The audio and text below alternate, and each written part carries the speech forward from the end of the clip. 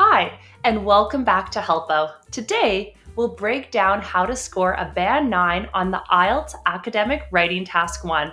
For the Academic Writing Task 1 prompts, you'll be presented with one or more related figures such as graphs, charts, digraphs, or maps.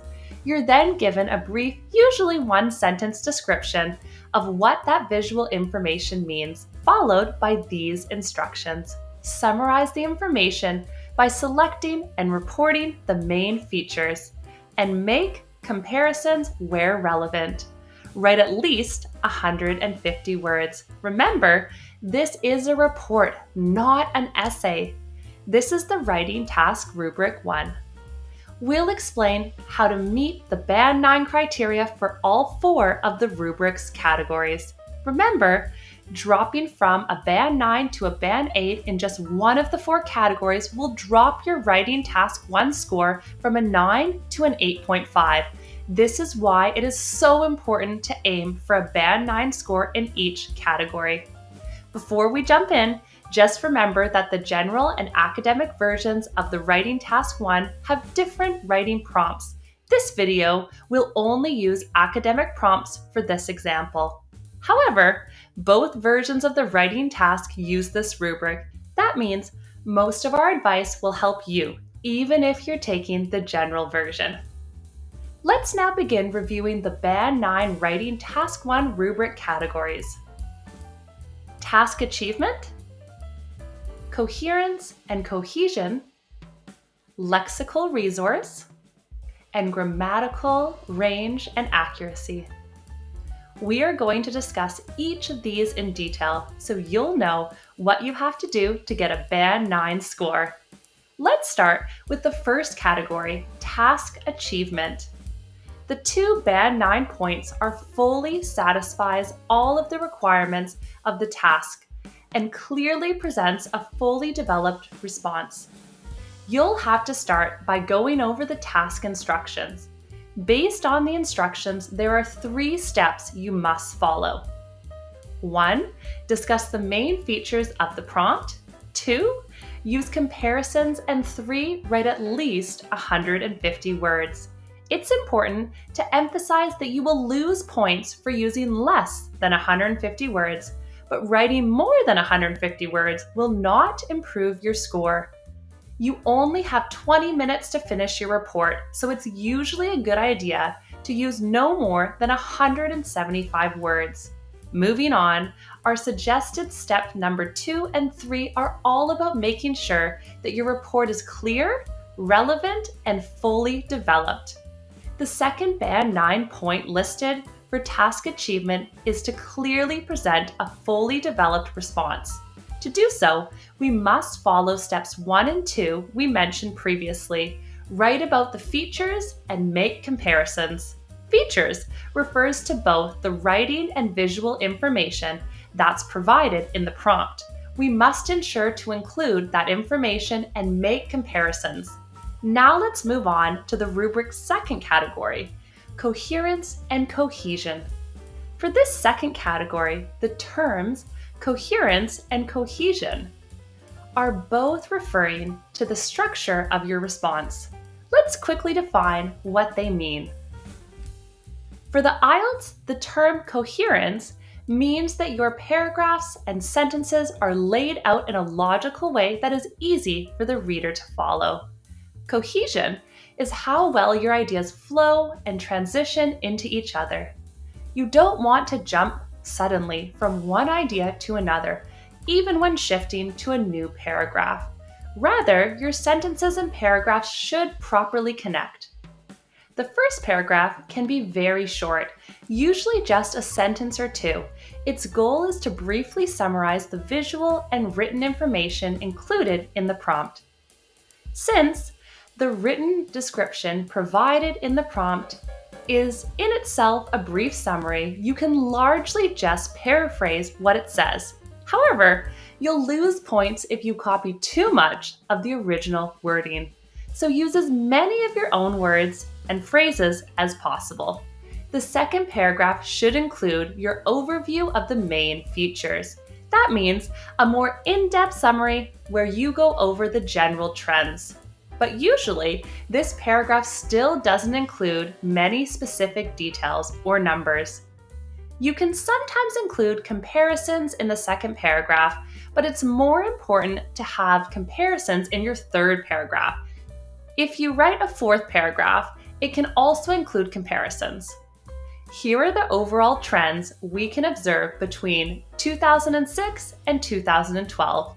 The table illustrates a decrease in gas car owners, an increase in electric car owners, no change in owners of any other car types, a decrease in people who don't own cars.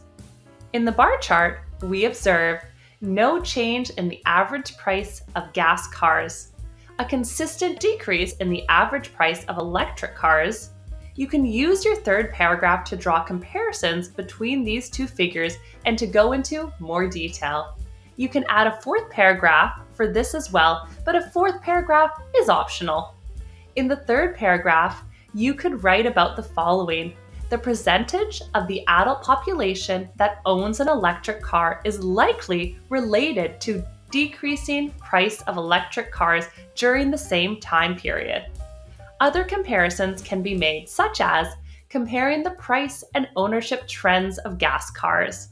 Remember, in the third paragraph, you should mention specific dates and numbers. For this example problem, you can mention the exact prices and years that support your observations.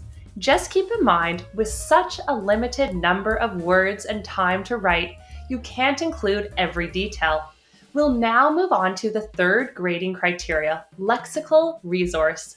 For the IELTS, the term lexical resource refers to the range and accuracy of your vocabulary.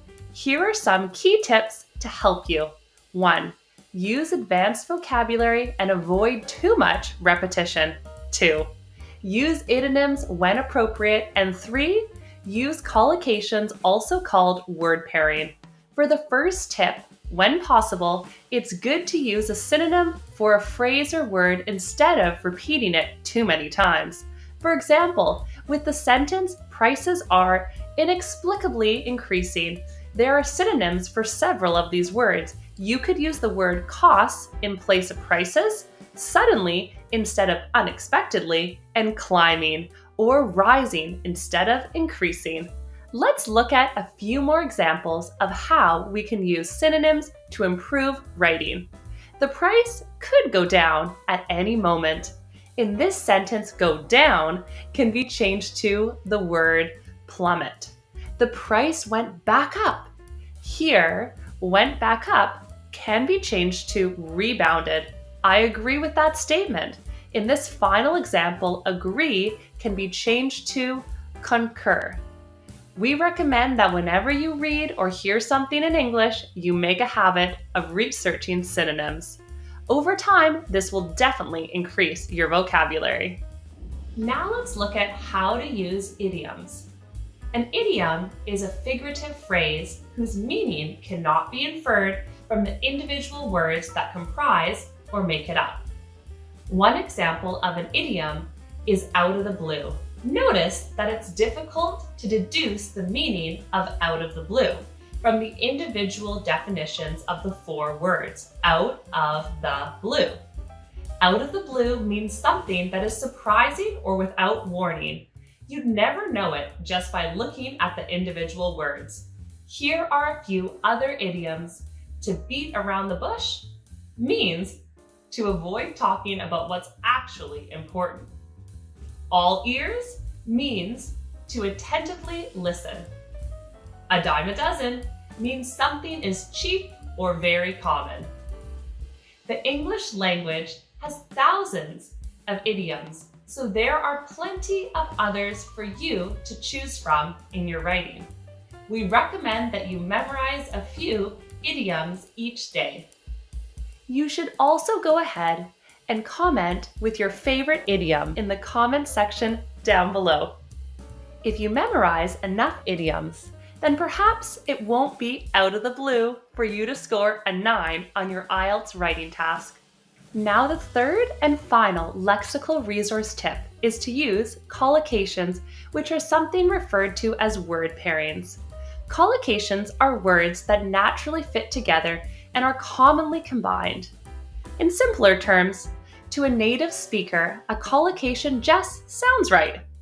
Also, unlike idioms, you often can successfully infer the meaning of a collocation from the individual words that make it up. A good example of a collocation is to commit a crime. To commit a crime sounds natural, while to do a crime sounds a bit strange, despite being grammatically correct. That's because to commit and a crime have been used so often together that the phrase to commit a crime has become a de facto linguistic conversation. So for the phrase, when the verb to commit is replaced with different verb such as to do, it will generally look at least somewhat off.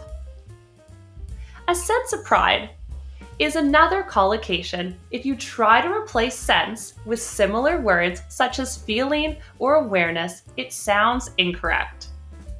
As one more example, fast food is a collocation that refers to restaurants like McDonald's and KFC. Alternatively, such as swift food or quick food don't make sense and should not be used. As you can see, collocations are important to know. You don't want to use a less common alternative to a collocation that sounds unnatural and will lose you points on the IELTS. Just like idioms, there are thousands of collocations, so we recommend learning a few common collocations each day. We'll now move on to the rubric's fourth category, grammatical range and accuracy. To satisfy the Band 9 criteria for this category, you should write with an array of different grammatical structures while making sure that you use those structures accurately. So rather than just sticking with simple phrases, your answer should also include a variety of sentence structures. We mean complex sentences, compound sentences, and compound complex sentences. These are just fancy words for sentences that usually include two or more sets of ideas linked by conjunctions. For example, even though the economy was in recession, the government introduced a sales tax on petrol products, and voters were not happy. As you can see, this compound complex sentence has several ideas within it. If you broke down into 3 simple sentences instead, this would result in a lower score on this part of the rubric. For instance, the economy was in recession. The government introduced a sales tax on petrol products. Voters were not happy. In developing your sentences, make sure to also use the appropriate conjunctions and linking words to connect your ideas. And of course, your work must have very few grammatical errors. If you need help understanding how to write different sentence structures, check out our video on this topic. See the link in the description down below. This is a good time to emphasize that it's essential that your vocabulary and grammar are not just error-free, but also varied and advanced. In fact, even if you have 0 errors, if you only use simple vocabulary, idioms, collocation, and sentence structures, you will only get a Band 5.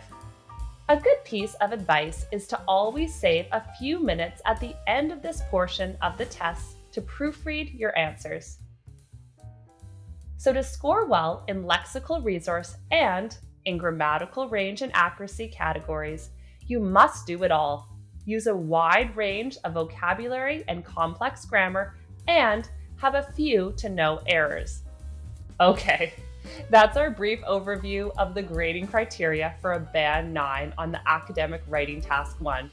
We hope that you learned from this, and we wish you all the best with your IELTS test. I hope you found this video helpful. If you enjoyed watching, give us a like and subscribe to our channel. Hit the notification bell and share with your friends. We'd love to see you practice.